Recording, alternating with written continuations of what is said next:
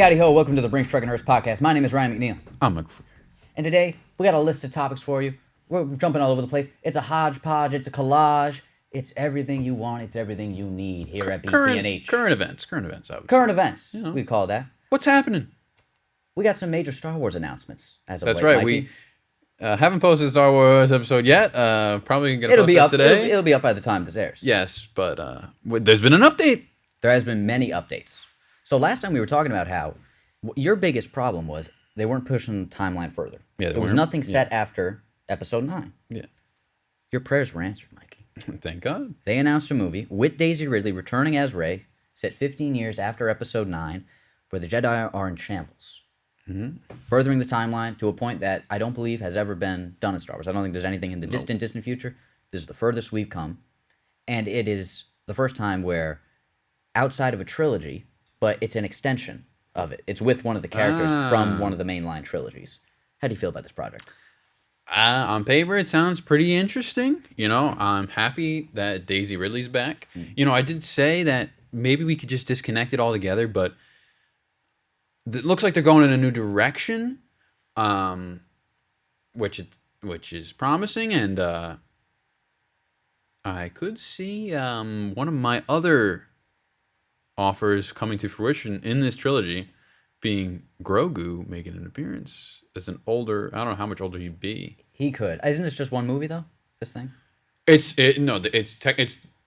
confirmed that it's 3 movies. Dave Filoni is set to do one of them.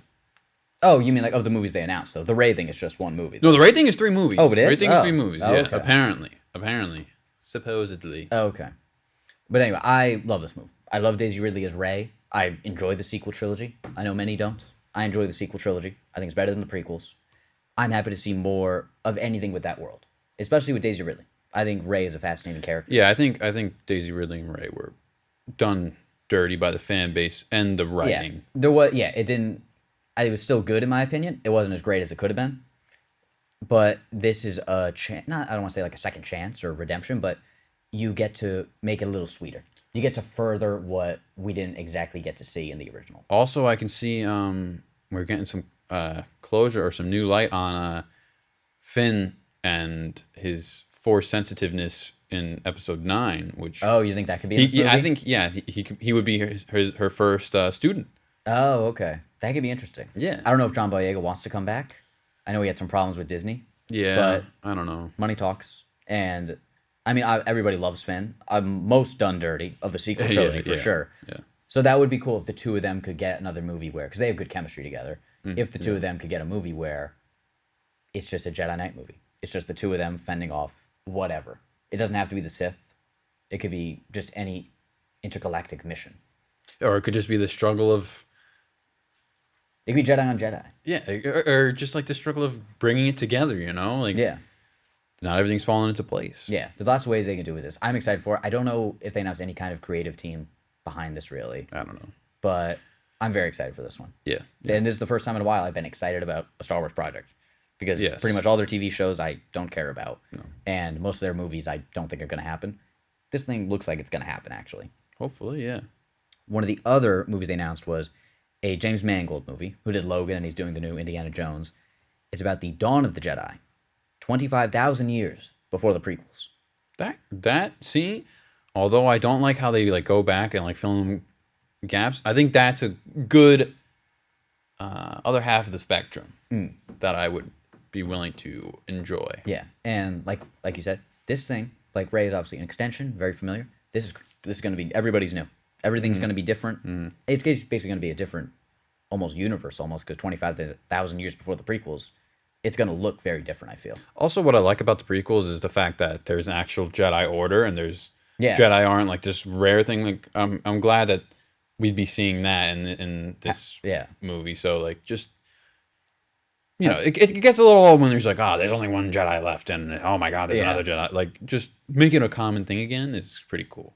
Yeah, this movie should be cool about how they became the Peacekeepers. Yeah. How they became the Order, which I believe is just them developing the Order. They're not like in their prime exactly, but this is how they came to fruition. Yeah. And I think I said it last week how Mace Windu in Phantom Menace says, but the Sith have been extinct for 1,000 generations.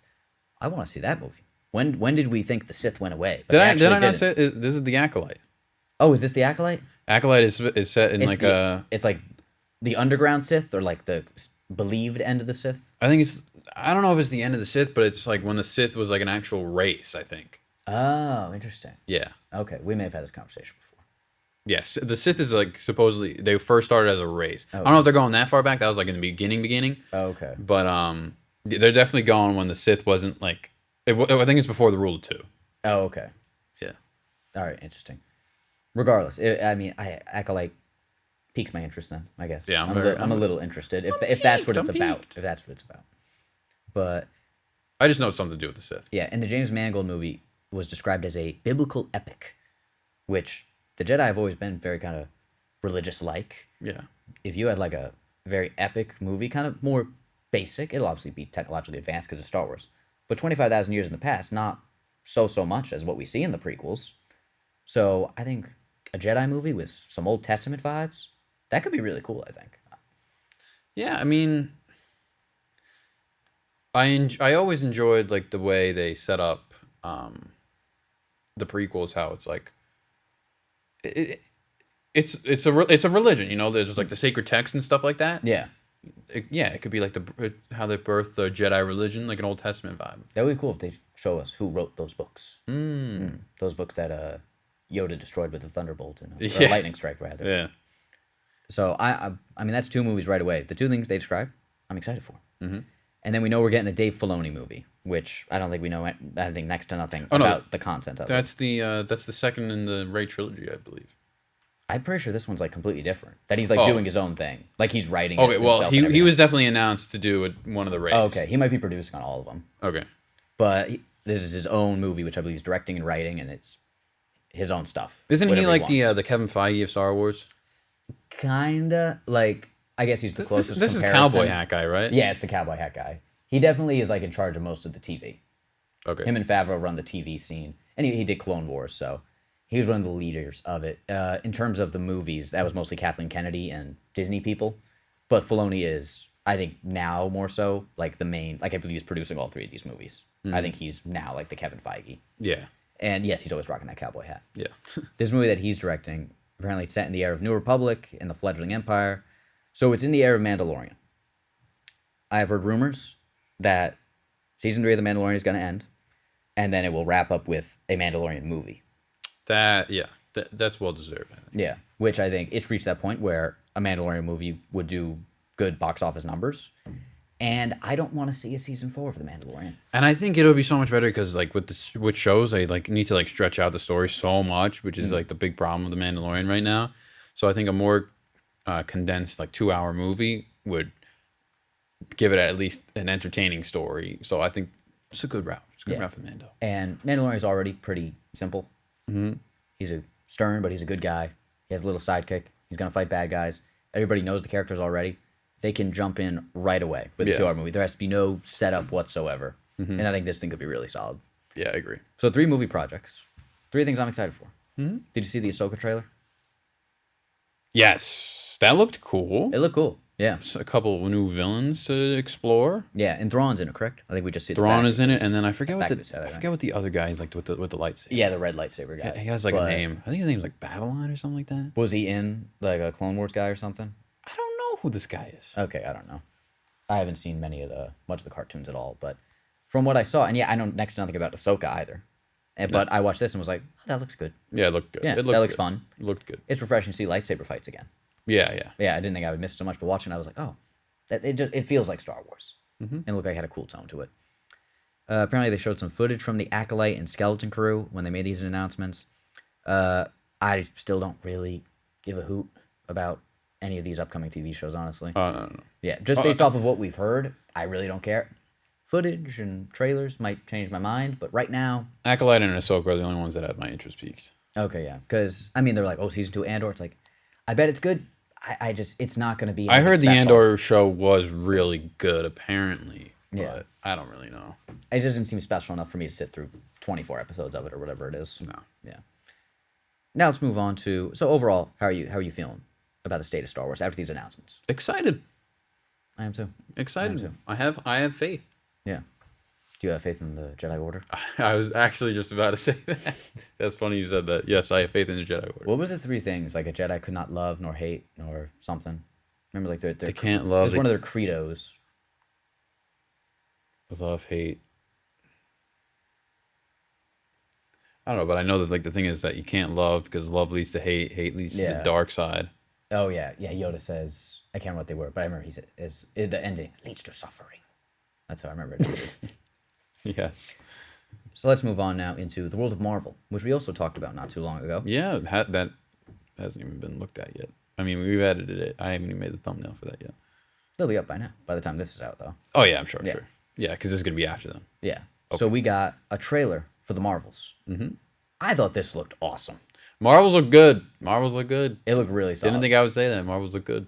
It looked fun. I like all three of them, especially together. I think they're going to be better. Mm-hmm. I think all of them have I think typically with MCU stuff, if there's a character I'm like kind of lukewarm on, I remember Doctor Strange, where I was lukewarm on Doctor Strange, but when he's interacting with other people, he's awesome. I am excited to see actually the Captain Marvel, actually. What's her name? Brie Larson. Yeah. Because one, I think, the fan base has definitely handed in their complaints. She's well aware of them, and she I think she'll try to turn around. I'm excited to see what she'll do. I think the first movie was. What did you think of the first movie? I loved it. I thought it was solid. Okay. I liked it better than most people, but I didn't think it was great. I think most of the hate was fabricated. Like, I think there were some complaints I understood. It was just kind of a Marvel paint by numbers movie, but it was the same kind of incel rage we get with a lot of projects like that, anything like that. So I really enjoyed it, and I was always excited for this one. And then even after seeing Miss Marvel, and I love Kamala Khan. She was fun. She was fun. So seeing them interact is going to be awesome. And Monica Rambeau is we just know very little of. Yeah, we she know was a little in WandaVision a little bit. So yeah, she was good. And Nick Fury is in looks like the whole movie, which I did not expect. That was surprising. That was really cool. Yeah. So would you say this is one of your more anticipated ones coming up? Yes, after the trailer, I'm excited to see this. Although, Marvel, I'm holding everything with grains of salt now at this point. Because, hey, man, Quantumania trailer looked great. Haven't seen Quantumania, but, you know how the reviews have been going. So I'm cautious still. I'm cautious. Yeah. Yeah, that's fair. To be cautious. But I see potential. Yeah. I think this looks like all their suits look good from what they showed. It looks colorful. It's cosmic. It looks like it's going to be mostly set in space. Yeah. This is one of my more anticipated now for the whole year. Because I believe it comes out October, November, I think. I don't remember. I think this is the later year release. But we also got the Secret Invasion trailer. I didn't see the second one that they just put out, but the first one looked interesting. Like a spy type stuff. Yeah, I'm cautiously optimistic because parts of it seem like grounded Captain America Civil War, like underground bad guys, Nick Fury, but half of the show is also Skrulls. So I'm worried those two things are gonna conflict. I don't think so. I think the Skrulls are a good balance between the supernatural and it's a grounded supernatural. Okay. Where they have their powers or whatever, but it's enough for normal people to handle. Okay. And trying to outthink. Yeah, in the trailer it looked balanced enough. I was just worried about like a full show, like how well it would do. But it was funny because the whole trailer for Secret Invasion that they just came out with it says like on the screen the end is sooner than you think, and it's like Nick Fury going like one last mission, one last job. This comes out before the Marvels, which we know he's in. Oh, so it takes the wind out of the back, but which now kind of makes me think maybe he dies in the Marvels. Yeah, maybe because he's probably gonna go at some point. I can see Nick Fury not having like a death. I can see him just be like, hey, I'm gonna go live in space with the cats. Yeah, some place or whatever, and call it quits. Yeah, it's not how Marvel operates, though, really. That's how Samuel L. Jackson operates. So. He doesn't want to die. Give my character a nice ending. I don't think he's gonna die. You don't think Nick Fury's gonna die? No. Okay, interesting. I think he's just gonna walk off. I wouldn't mind that at all. I mean, he could have very well not have come back and that be it, So, oh yeah, he could. Yeah. Because people if the last we saw him was on that porch in Endgame at Tony's funeral, like nobody would really complain. Exactly. Because Shield's not needed. Shield, I mean, not that It's Shield kind of exists. disbanded. He's not needed because the heroes run themselves, basically, the Avengers. Yeah, and anybody can call them together. Like, I think in these two Avengers movies, like, I don't think it's going to be Nick Fury assembling them again. No. It's probably just going to be Sam Wilson. Because I don't think he or cares. Captain Marvel. I don't think he cares that much No, anymore. he's just chilling. Yeah. He's just chilling, man. And he is a character who is so, I don't want to say so disconnected, but disconnected enough that you don't need to, like, show him in other properties. Because Falcon and Winter Soldier, when that came out, and when Captain America New World Order comes out, it's going to be like, all right, where's Steve? Sam Wilson is still close with Steve. I feel like it'd be kind of weird if they didn't at least address it. Yeah. They don't need to show him. They don't need to show him die. But they have to address it. Yeah. And I do think Steve's going to be dead in New World Order as well. I don't think they need to address Steve. I feel like I honestly think they kind of do. Because we know him and Sam are close.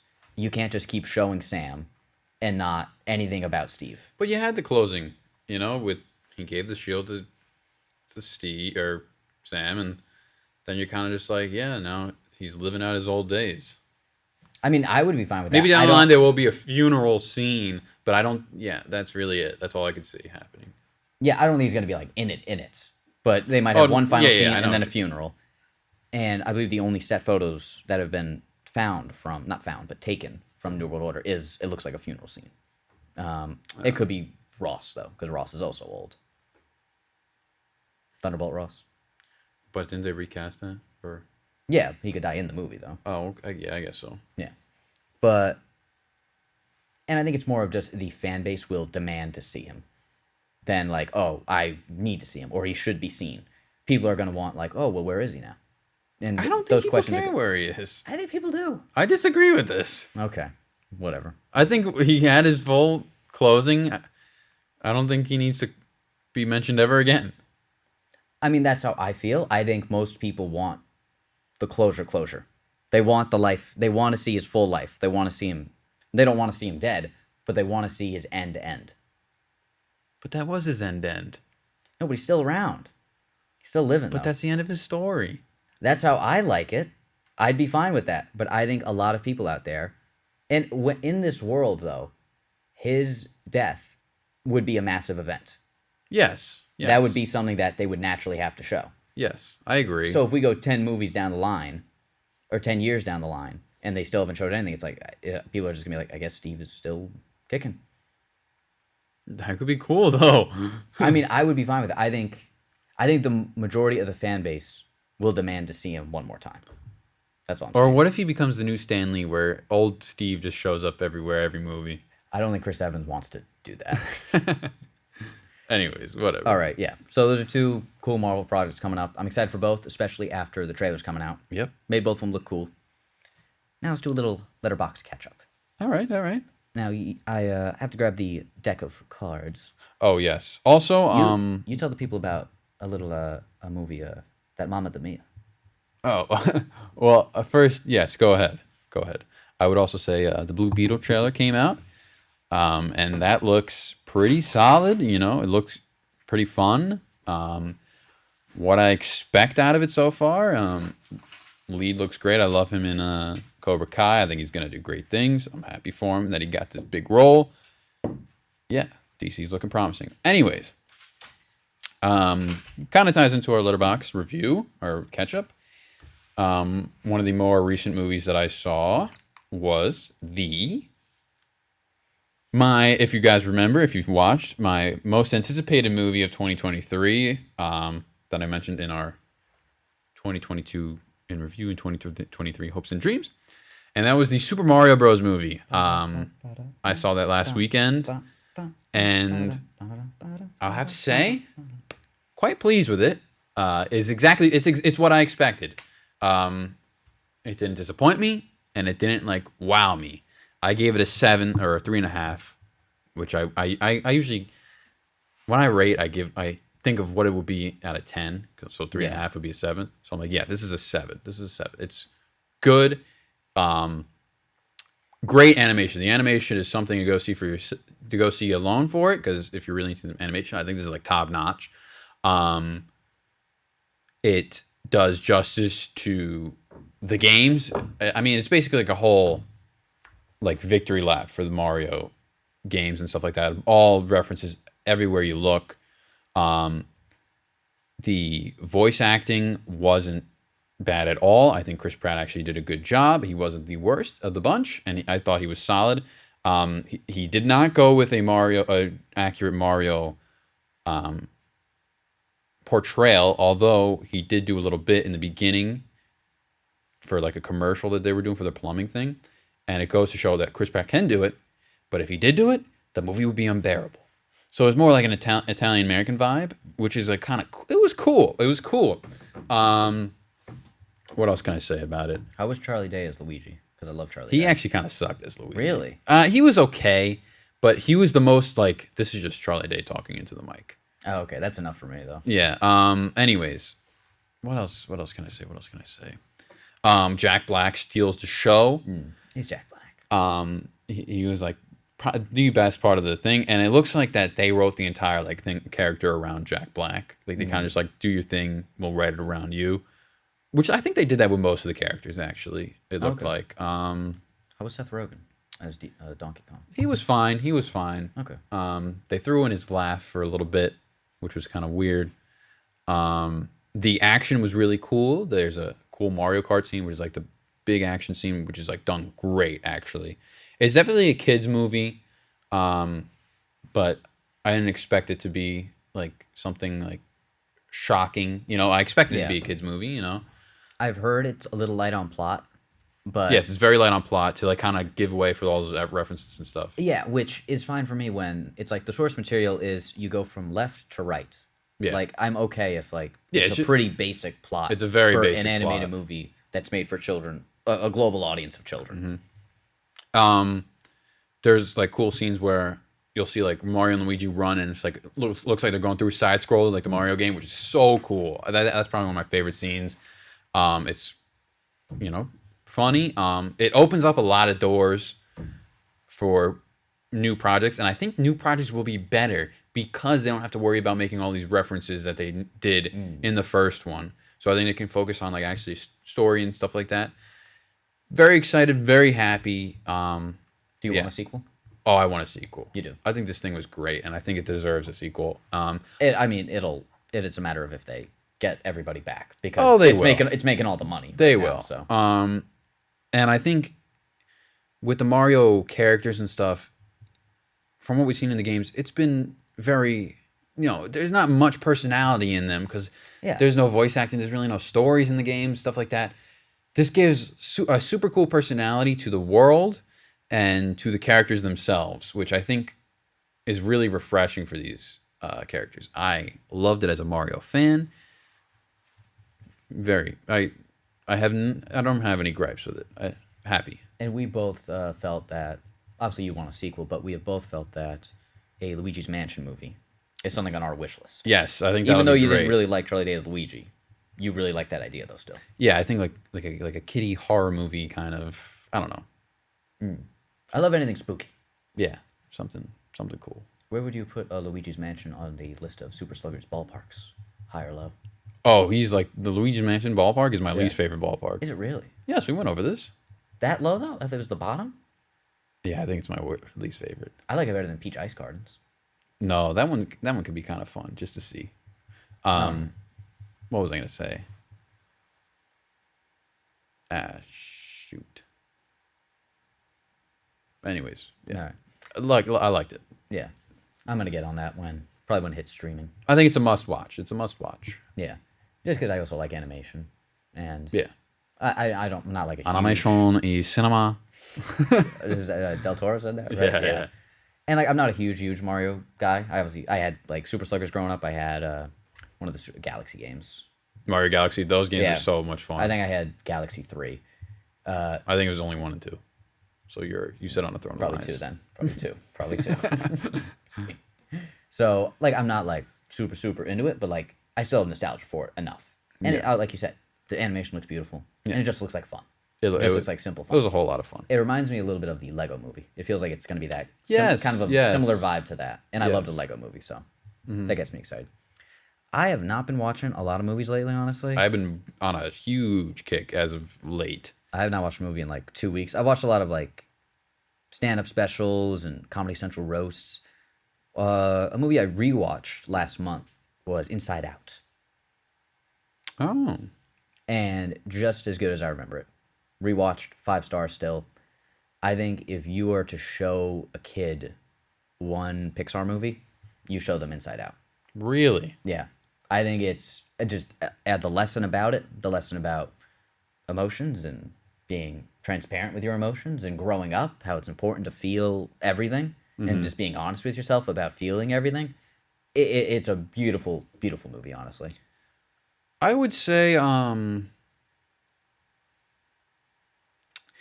it's not my. I don't think as highly of it as you do. I think it's good. But if I were to get, that's an interesting thing. If you were to give a child one Pixar movie to watch, I mean, I think I'd just go with the classic because I think it's the definitive Pixar movie, and that's Toy Story. I mean, it's obviously not a bad one to go with. I mean, Not a bad Toy one. Story's I pretty. think that's a great one. I mean, it's pretty perfect. I mean, I say it like because it's obvious. Okay. Because it's pretty perfect. I prefer Toy Story 2, but you're not going to show them just Toy Story 2, though. You know, it's so funny because as a kid, when I was those movies just kind of blended in, except for the third one. So I don't remember which one is one and which one is two. 2 is when they. Is two when the one when Woody gets kidnapped by the guy with the goatee. Yeah. That one was good. Yeah, that one was good. Yeah, that has. I think it's funnier. I think three is probably my favorite of them. I think three is like super fun. I think and I've cool. seen Toy Story 3 probably more than any other movie in my entire life. Really I think I saw it 3 times, like in the theater, and I've probably seen it like once a year my whole life. interesting. So, yeah, I mean, all 3 of them I think are perfect. I think Toy Story 4 is also practically perfect. I think people say, "Oh, Toy Story 3's ending it tied up everything nicely." Yes, it did. Toy Story 4 does just as good a job, in my opinion, of ending this story. They might be making a 5th one. I haven't seen the fourth one. 4th one's awesome, but I have they're all perfect movies, honestly. Yeah, yeah. Toy Story 2 has the scene where Jessie looks out the window and thinks about her old owner and how like her owner forgot about her. Jessie starts in the first one. Jessie's not in the first one. She's The second one. The second one. I mean. Yeah. The prospect. Yeah, the prospect is guys, the bad guy. Yeah. And the horse. Bullseye. Yeah, and isn't that the scene where Woody gets like cleaned up? Yes. I love that scene. Very satisfying scene. Also, I watched recently. If we're still talking about go for it. animation. Animation. Cinema. I watched Puss in Boots: Last Wish. Pretty damn good. Pretty damn good. I gave it a 4 stars. I loved everything about it. I think it was one of the best. I would say the best Shrek movie of all of them. Maybe. Whoa, those are fighting words, buddy. I don't know, man. I mean, Shrek is. I got to give it a watch because I like Puss in Boots and I like the Shrek world and I love animation. But Shrek 1 and 2 are 2 of my favorite movies of all time. I was rewatching Shrek 1 and 2 after I watched Puss in Boots, and they were really good. Mm-hmm. But I think Puss in Boots kind of like, I don't know. I mean, obviously being a newer movie, the animation is top tier compared to the other ones, but the story was something to actually behold as a kid's movie. Interesting. So, yeah, I liked it a lot. Other animated movies I rewatched. I rewatched Mitchell's vs. the Machines. Oh, you love that movie. It's honestly one of my favorite movies of all time. Yeah. At this point, I'm comfortable saying that. That one's pretty good. And, I rewatched The Prince of Egypt not too long ago as well. Oh. Which was fantastic. The songs are kind of just there. Mm-hmm. There's nothing I'd be like, I'd listen to outside of the movie. Great animation, but sometimes it's just kind of... sometimes it's just kind of going through it at points. But still, I think I still gave it like 4.5 stars. So that was awesome. So, also, I'm just going to keep saying what I've been watching. I watched 2 Wes Anderson movies that I haven't seen, which is Moonrise Kingdom and The Grand Budapest Hotel. Moonrise Kingdom was solid, pretty good. I gave it a 3.5. And Grand Budapest, I gave it a 4.5, which I thought was very good. Yeah. But I will say this. I think Wes excels in his stop-motion movies over the live action. You love Isle of Dogs. Isle of Dogs is great, but I think I rewatched Fantastic Mr. Fox a couple weeks ago, and I think that's his best. I think Isle of Dogs is my favorite, but... I'm not going to fight you on Fantastic Fox. Fantastic Mr. Fox is his best. I think that's eons better than Isle of Dogs, and I think Isle of Dogs is good. Yeah. But Fantastic Mr. Fox, I think, is just on another level. Yes, I agree. I remember the first time I saw it. I didn't see it as a kid. Did you see it as a kid? What, Fantastic Mr. Fox? Yeah. No, I just saw it for the first time like a couple of years, like last year maybe. Okay, yeah, I was the same. And I was watching it and knowing like a bunch of kids saw this. And there's this scene where I think Mr. Fox and Mrs. Fox are talking about like a waterfall thing or like in a sewage thing. And it's this like heartbreaking scene where Mrs. Fox basically says like maybe you're not the man I married or something. And it's in a kids movie. These are foxes saying this to each other. It's not a kids movie, dude. It's not. Kids saw it. I know, but it's lots not of people a took their kids to see it. It's still child friendly. There's nothing. Oh yes, I'm sure, but there's nothing too mature. I don't think it was made for a kid. I think Wes makes movies for the people. Yes, I think Wes it makes movies for everybody. I watched Babylon, which I have not mentioned since the 2022 in review. Oh, yes, you did not see it. I Yeah, loved yeah. that movie. That is a movie where it's like Amazing. I love movies, you know? Yeah. Because it's a movie about making movies, and at the end, like the guy's like, "Oh my god, like I love movies" or whatever, you know. And that's what made me do this whole kick of new It's movies. still like it's romantic about movies, but almost like anti-industry too. So Yeah. it plays both sides very well. I think I only gave it a 4, which is my lowest. Giselle. What's his name? Chazelle rating, because it was good, but he's definitely done better in my eyes. Both Whiplash and La La Land. I like this have one been better than Whiplash. La La Land and this is close. This is Oh, I close think with them Whiplash and La La Land wiped the floor with it. too. Oh, okay, wow. Yeah, I think it was too long, and I agree with that. It was too all over the place, a little too raunchy for me too. Oh, I didn't mind the raunchy stuff. Yeah. Whiplash, I think, is his best, but La La Land is my favorite. Both are 5 stars for me, but I think Whiplash is his best. Okay, but La La Land's your favorite movie of all time. Yes, La La Land is my favorite movie of all time. And I think we may have said this in the 2022 interview that this just shows his versatility. Oh yeah, These 3 great movies. I haven't even seen First Man. You've seen First Man as well, which is Yes. different than both. First of Man these is also by great. So much that the 3 movies I've seen between Whiplash, La La Land, and Babylon, so completely different in so many ways. Just length, tone, message, everything, and all have back slapping scores too. yes. I mean, Justin Hurwitz and Giselle. I mean, they're a package. It's like Nolan and Hans Zimmer. Hans Zimmer. You know, just great stuff. I think actually, That I will say Babylon, I think, is his best score so far. I think they should have won best score for the Oscar. It's a shame that they didn't. But I think this is his best score of all the. I'd have to listen to it again because the La La Land is it's I mean, La La it's Land practically is iconic. just That amazing, main theme. So, but I'm not gonna fight you on that because especially the trumpet playing was amazing. Yeah. I mean, one of the main characters is a trumpet player, so it had to be great. But it was. Anything else you wanna? I hit watched Blade Runner 2049 with Ryan Gosling. Speaking of Ryan Gosling movies, it was great. I give it a 4.5. Great. Yeah, I'll see it someday. It was. I know it was most- just super cool. I know a lot of people who love it haven't seen the original, so I haven't seen the original. my like mixed feelings about the original don't really matter. But Yeah. still, I don't know. I just haven't had the urge to watch it, even though it's Denis Villeneuve, who I love. Yeah. Also, I saw just rapid fire at this point. Go for it. Is it Coen or Coen Brothers? Cohen. Coen. 2 Coen movies. Fargo, No Country for Old Men. Both gave it 3.5. You Hate No Country. I thought it was pretty do. good. I really do. It just didn't hit me. Maybe on a second watch, I'll give it a better rating. I understand what it's doing. Fargo, No Country is much better than Fargo. Fargo was a little disappointing in my eyes. Yeah, I think Fargo's definitely a movie that's overhyped. Yeah. Coen Brothers people absolutely love it. And I mean, I do consider myself a Coen Brothers person, but Fargo, like, I think I still have it at like 3.5 or 4. I really, really enjoy it. I don't think it's the most memorable movie. Sometimes it can just be kind of slow and drudging through it, and you know what you're going to get. And it's still them, though. It's still funny. It's still witty. I like all the characters. So it's still a really solid movie. It's not my favorite from them. They've done better, in my opinion. Yes, and I think They do. You should what watch. else do they do? Let me pull up my Coen Brothers list. You should watch Raising Arizona. Raising Arizona. It's a movie. Nicolas Cage is the main character in it. Okay. It's one of their earlier movies, and it's awesome. It's like an hour and 20 minutes. It's like I think multiple people have described it as a Roadrunner cartoon. It's fast and it's crazy. It's very active. That's great. Oh Brother, Where Art Thou was really good. That's George Clooney at his finest. Oh, I've never heard of these movies. That's good. Big Lebowski. Oh, Big Heard of that? Lebowski. That's really good. Yeah, you've seen it? Yeah, yeah. Okay, yeah. That movie's amazing. True Grit. And then No Countries, whatever. Barton Fink is okay. Burn After Reading. Burn After Reading is like a troll movie. Like, I don't know how to describe it. Like, there is purposely no, like, there's a plot, but it purposely doesn't add up.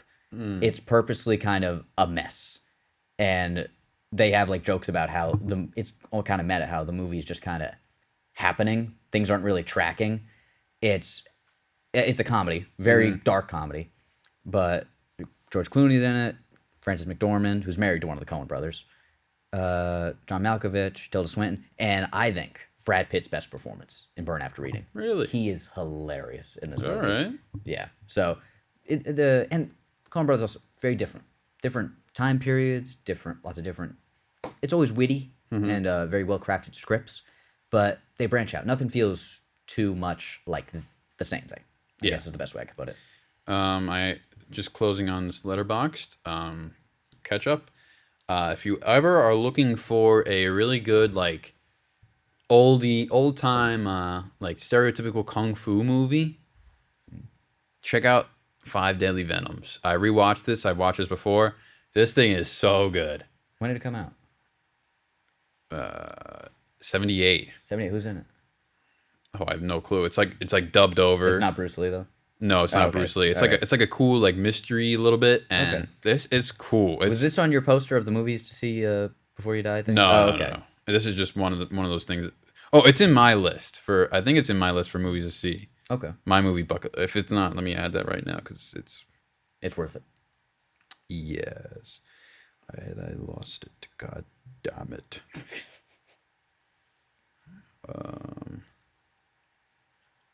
Well, Mikey figures this out. I'll prepare you folks. We're gonna do a little movie trivia game. Oh yes. Thank you, Mom. Thank you, Mrs. Freary. We have a little pack of 50 cards of movie trivia questions.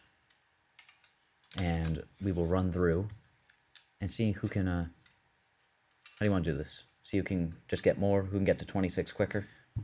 Oh, is that how it goes? We could go back and forth, or we could do like 25 at a time. Is there a rule? I mean, it's just questions. Okay, whatever. We'll just go. Okay. See what we can get. Oh, whoops. Let me also add Moonrise Kingdom to my Wes. Moonrise Kingdom is one of my favorite ones. That was probably the first Wes Anderson movie I saw. Oh, really? I absolutely love that movie. So far, I've only watched Fantastic Mr. Fox, Isle of Dogs, Grand Budapest, and Moonrise Kingdom. Actually, no, Royal Tenenbaums is probably his best movie, in my opinion. Oh, really? Yeah. I think Moonrise is Beefed up worst. Solid, but I got Fantastic Mr. Fox, Isle of Dogs, Grand Budapest, then Moonrise Kingdom. Yes, I do think Grand Budapest is probably better than Isle of Dogs, but Isle of Dogs, I love that thing so much. Isle of Dogs. I'm not saying it's bad. I really enjoyed it, but He's done better. yeah, I just think he's done better. All right. Let's move into this. All right, so we do it like this. I'll ask you one, you ask me one. Okay. If we get it right, we put it over to the side. Okay. If we get it wrong, we put it back in the bin, All right, cool. and then we just see who has more at the end of the pile. All right. And these two are just directions. Okay. So I'll ask you first. Okay. Which of these Oscar-winning films had the longest runtime? Oh, Jesus Christ. A. Gone with the Wind. B. Lawrence of Arabia. C. Ben-Hur. D. Cleopatra. Jesus Christ. I haven't seen a single one of these. You get options though. 25% chance. What was my options? A. Gone with the Wind. B. Lawrence of Arabia. C. Ben-Hur. D. Cleopatra. I'm gonna think it's either Lawrence of Arabia or Gone with the Wind. Am I wrong in that? No, well, you have to pick one. I'm gonna go with Gone with the Wind. It's Cleopatra. God damn, what? I never even heard of that. You never heard of Cleopatra? No. Oh. At the time, it was the biggest budget movie ever made. Really? Yeah. 248 minutes. So was that 4 hours and 8 Damn. minutes long? But yeah, I've seen Gone with the Wind and Lawrence of Arabia. They're both around 4. All right. Here we go. Which movie Jesus Christ. Which movie includes a villain named Pizza the Hut? Spaceballs. Yeah. Jesus. Are you serious? Are you serious? Is that how this is gonna be? Maybe I should shovel this. Yeah, sure. Go for it. Yeah. Whoop! God damn it, Michael. God damn it. What is that? Is that from something? It's like a video, like some guy trying to buy like the divider at like Walmart or like Publix or whatever, and it's like the TikTok audio or like the text to speech. It goes, day one of trying to buy blah blah blah, and at the end, if they like take it from you, the voice will go, God damn it. Anyway, you're up, or I'm up.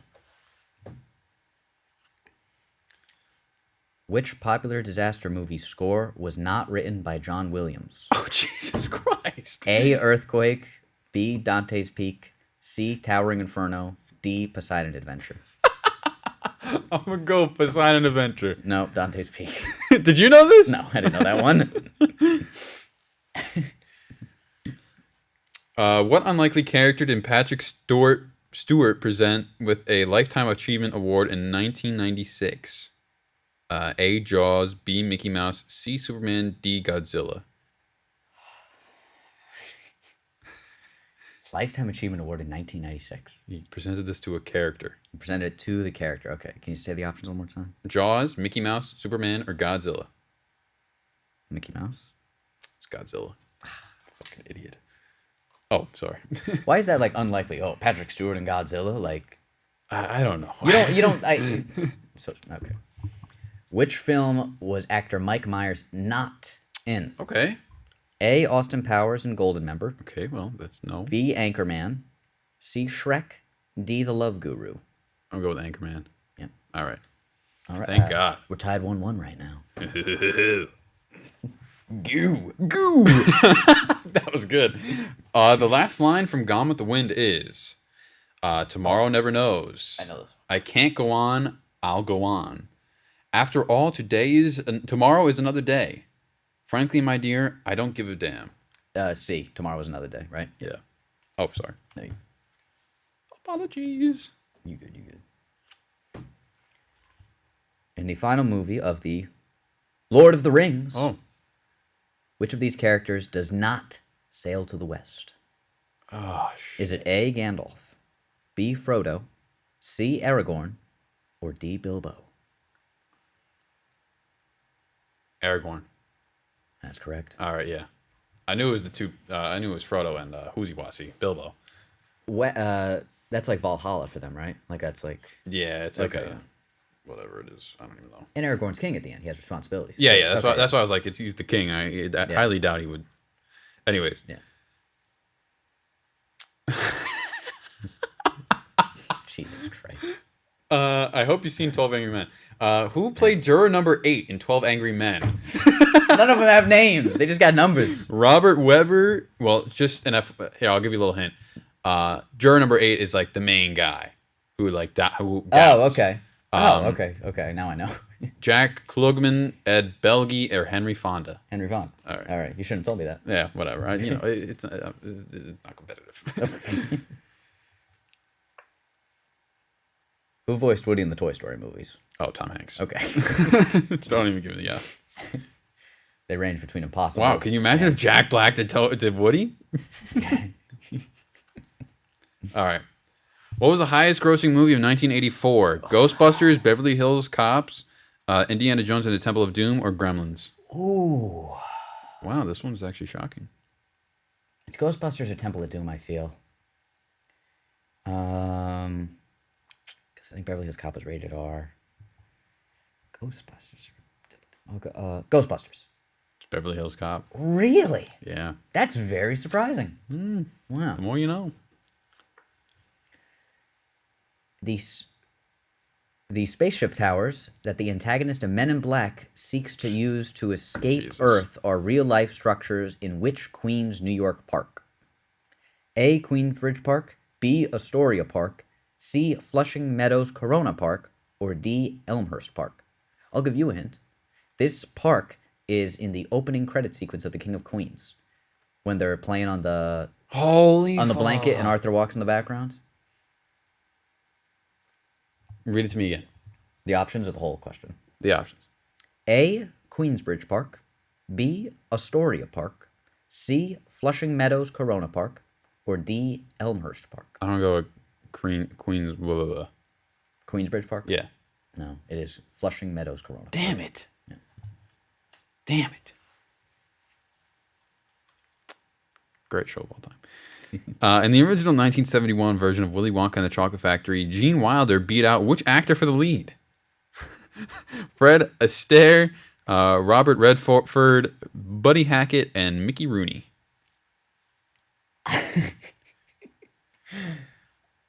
Man, I thought I would get a Willy Wonka question, but who he beat him out? Yeah.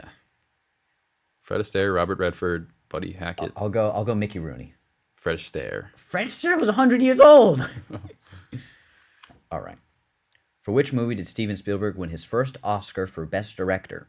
Oh. Is it A, Jaws, B, Indiana Jones and the Temple of Doom, C, Schindler's List, or D, Close Encounters of the Third Kind? I'm going to say Schindler's List. Yes, it was. All right. Everything else seemed too blockbustery. Yeah. I think you've got a 4-3 lead now. Oh, yes, that's correct. Oh, okay. Okay, this was easy. What was Quentin Tarantino's first feature film as a writer-director? A, Pulp Fiction, B, Reservoir Dogs, C, Jackie Brown, or D, True Romance? Reservoir Dogs. Yeah. I guess so. Great movie. It's good. In the never-ending story, what the hell? What kind of creature is flown by the film's protagonist? A, dog, B, dragon, C, giant falcon, or D, a Pegasus? Pegasus. No, Damn it. a dragon. Damn it. Yeah. This actually has Geronimo Stilton over a here. misprint on it. Oh. It says B, dragon, and C, giant falcon, but the answer is C, dragon.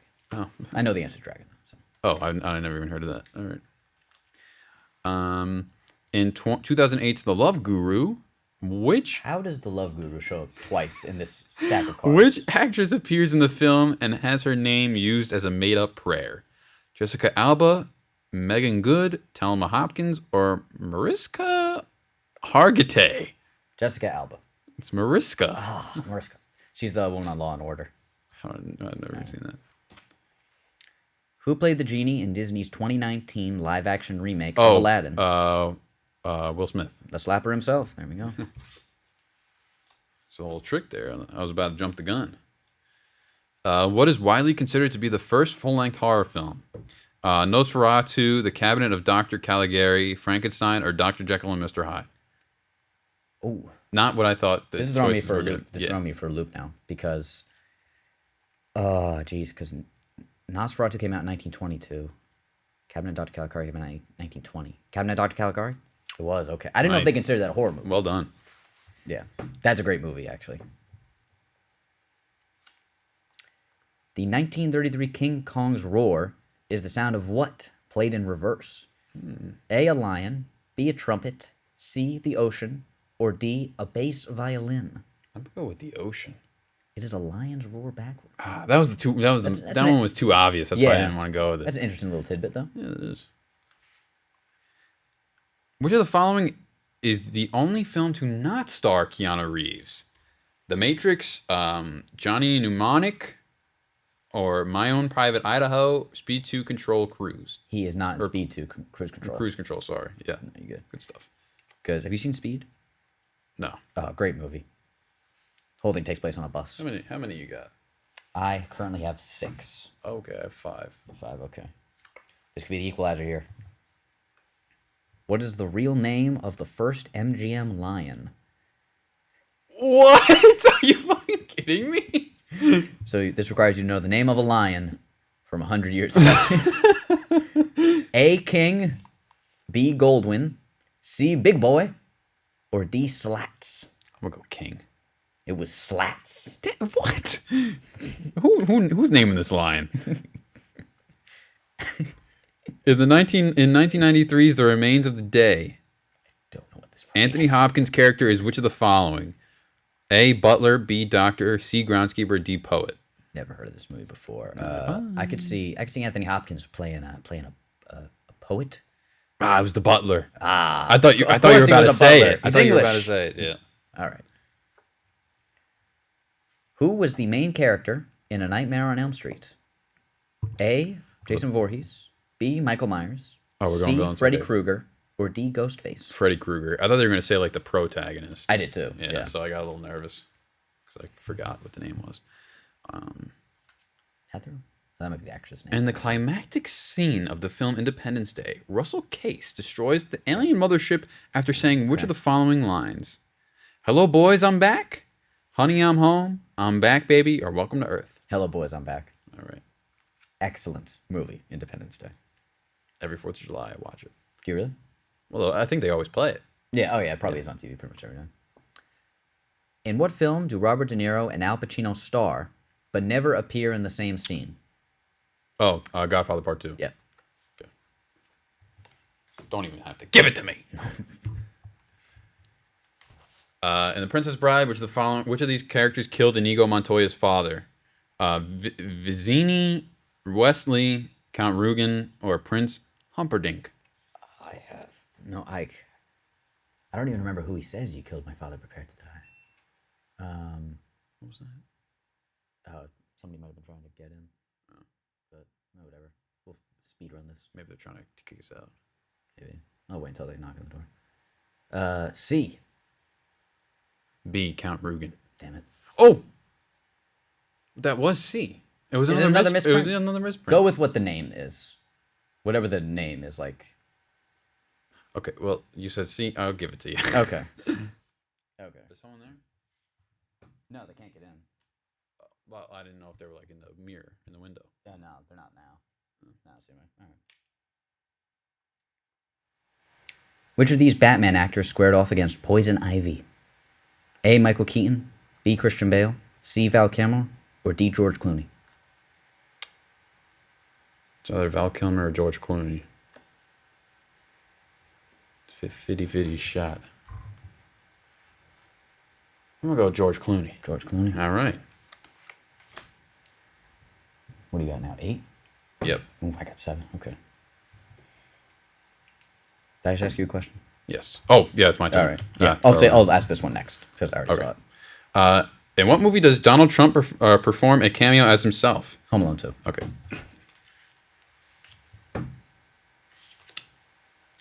What was the name of the fictional high school in the 1978 movie Grease? Oh, shit. A. Riverdale High, B. Rydell High, C. Rosewood High, D. East High. Say Rydell. Rydell is correct. All right. East High, I think, is High School Musical. Was it? I think so, yeah. Oh, okay. I don't remember. All right. Hit me with it. In The Matrix, what color pill does Neo take? Red, blue, yellow, or green? It's red or blue. Blue? Red. Damn it. Oh, sorry. No, you good. Which singer turned heads by wearing an unusual swan dress to the 2001 Academy Awards? A. Nelly Furtado, B. Jennifer Lopez, C. Bjork, D. Britney Spears.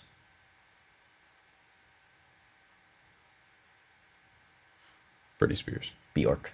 That was what I was going to say. But I'm like, nah, that's too obvious. I can see people turning heads, but Britney Spears. Yeah. Which movie musical is modeled after Romeo and Juliet? Camelot, West Side Story, Guys and Dolls, or My Fair Lady? West Side Story.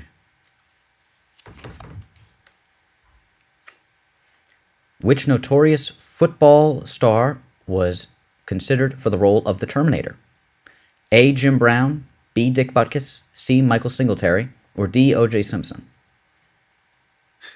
I'm going to go O.J. Yep, it was O.J. And the reasoning was he was not believable as a killer. Why he was not cast. Oh. All right. In which movie did Leonardo DiCaprio make his film debut? Titanic, What's Eating Gilbert Grape, This Boy's Life, or Critters 3? Critters 3? Nice. I didn't even know what that is. I thought it was Gilbert Grape. Have you seen that movie? I haven't seen it. I've seen it. I've seen like little bits of it. I never finished it. What pop vocal group performs at the wedding in Bridesmaids? Oh, A. Wilson Phillips, B. Dixie Chicks, C. Debbie Gibson, D. Belinda Carlisle. Dixie Chicks. Wilson Phillips. Oh my god, I never heard of this thing. I didn't know who they were until I saw the movie. How many we got left? Maybe like 15. All right, well, I told Victor we're going to the gym at 7:30, but it's all right. You'll be over there by 7:30. After an awkward misplacing of presenter cards broadcast live at the 2017 Oscars, which film... Oh, someone's here. Yeah. You want to wrap it up right now? Yeah. All right. All right. Thanks for watching. Thanks for watching. This has been the Brinx Truck and Hearse podcast. We got to go.